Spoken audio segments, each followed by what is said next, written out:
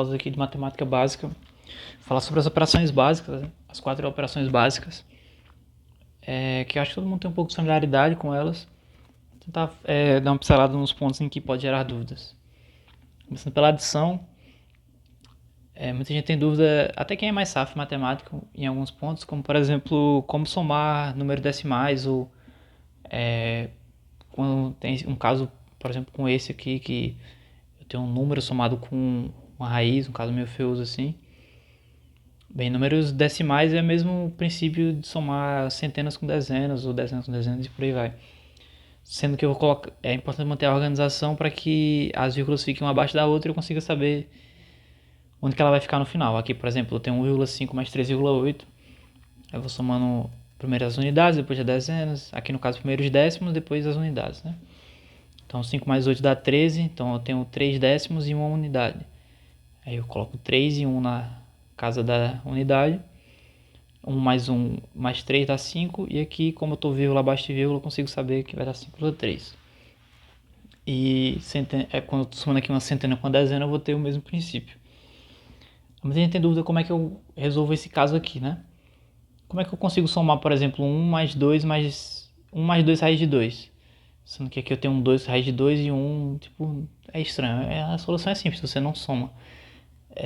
Esse número está numa forma que você não consegue somar ele com 1.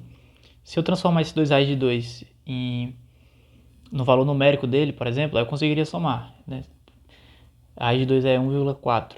Aí 2 vezes 1,4 tem 2,8. Eu consigo somar com 1 e encontrar o valor exato dessa expressão. Se não for conveniente fazer isso, eu só deixo nessa forma mesmo.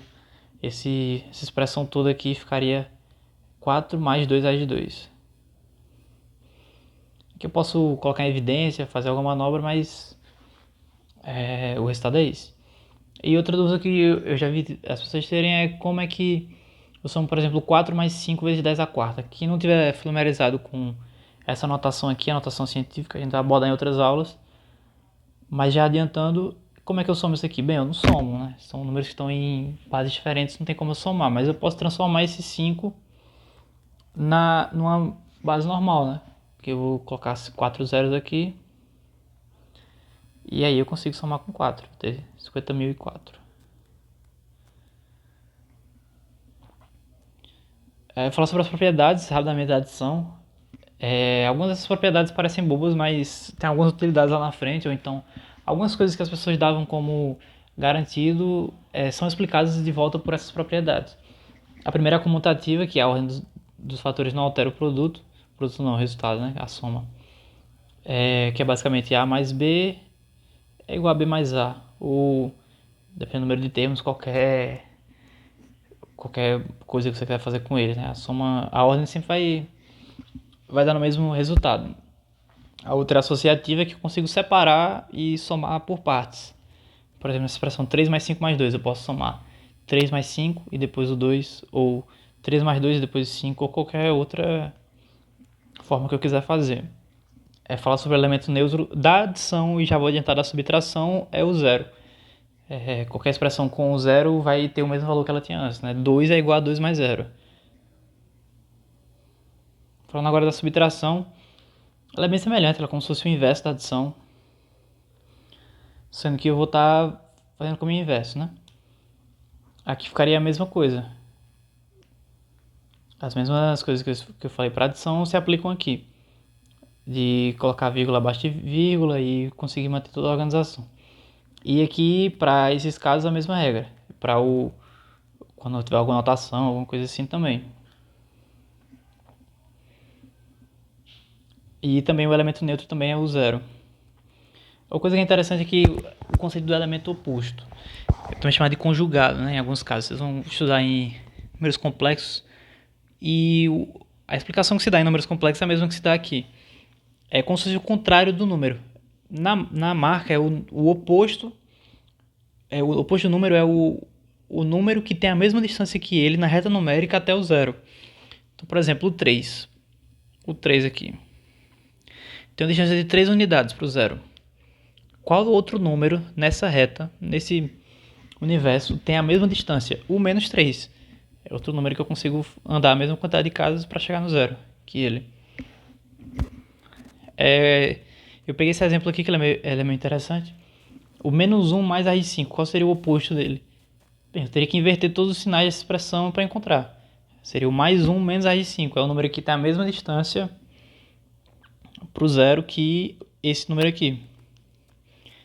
Então, eu dei uma aumentada, né? Tipo, usando esse conceito da distância até o zero, mas é basicamente o número com o sinal contrário. Agora, falar da multiplicação. Uma coisa interessante da multiplicação é o conceito de sinais, o jogo dos sinais. É uma coisa um pouco contraintuitiva, principalmente esse aqui. Por que menos com menos dá mais? Bicho, só aceita, é isso aí. Mas aí tem um bizu aqui. Sempre que você tem dois diferentes, vai dar menos. Sempre que você tem dois iguais, vai dar mais. Mais com mais vai dar mais, porque são dois iguais. Mais com menos vai dar menos. Menos com menos vai dar mais. E menos com mais vai dar menos. Então, sempre que eu tenho dois iguais, eu vou ter mais. Sempre que eu tenho dois diferentes, eu vou ter menos. As propriedades agora da multiplicação. A primeira é a comutativa, que a ordem dos fatores não altera o produto. Agora sim. Então, que A vezes B igual a B vezes A e por aí vai. Ou qualquer outros termos. É a mesma coisa. Agora associativa. Que é análogo à adição, que eu consigo pegar expressões que têm vários fatores e ir resolvendo eles por partes. Aqui, por exemplo, tenho 5 vezes 3 vezes 7, eu posso fazer 5 vezes 3, pegar o resultado desse e depois multiplicar por 7, ou qualquer outra combinação que eu encontrar. Posso fazer 5 vezes 7, depois pegar o resultado e multiplicar por 3, e qualquer outra combinação. O elemento neutro da multiplicação é o 1. Isso tem muitas implicações quando a gente trabalha em equações. É o que explica, por exemplo, a gente tem uma expressão como essa aqui, x mais 1 sobre raiz de 3 igual a 1. Eu passar esse raiz de 3 para o outro lado. Eu considero que desse lado aqui eu tenho raiz de 3 sobre raiz de 3.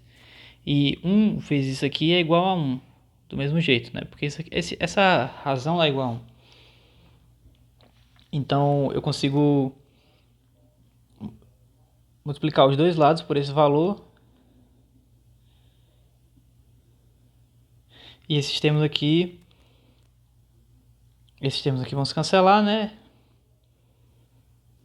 E eu vou ter do outro lado um raiz de 3. É isso que acontece, né, por trás. A gente fala, vai passar multiplicando, mas não vai bem passar multiplicando.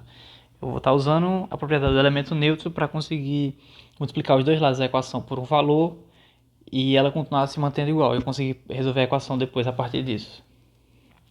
A outra propriedade é a distributiva, né, que é conhecida como chuveirinho, né, que em expressões desse caso aqui, que eu tenho, por exemplo, uma expressão entre um parêntese e um fator que multiplica essa expressão.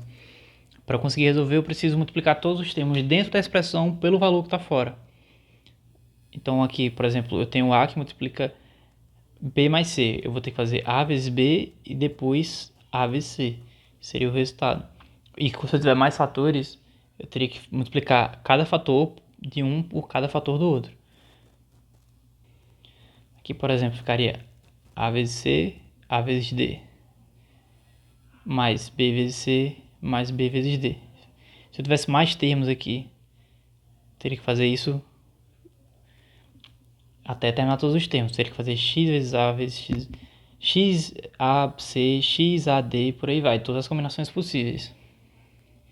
Para falar sobre a divisão, ela repete muitas propriedades com a multiplicação, mas, por exemplo, o jogo de sinais, só que ela não possui a propriedade comutativa e associativa. Então, na divisão, a ordem dos termos se interfere e a ordem que eu vou resolvendo também. Mas o elemento neutro também é 1. É interessante olhar a divisão como sendo o oposto de uma multiplicação. Ou uma multiplicação pelo inverso, né?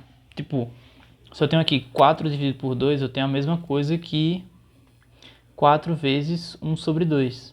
É importante ter essa noção, porque ela vai ser muito útil quando a gente for resolver equações na frente.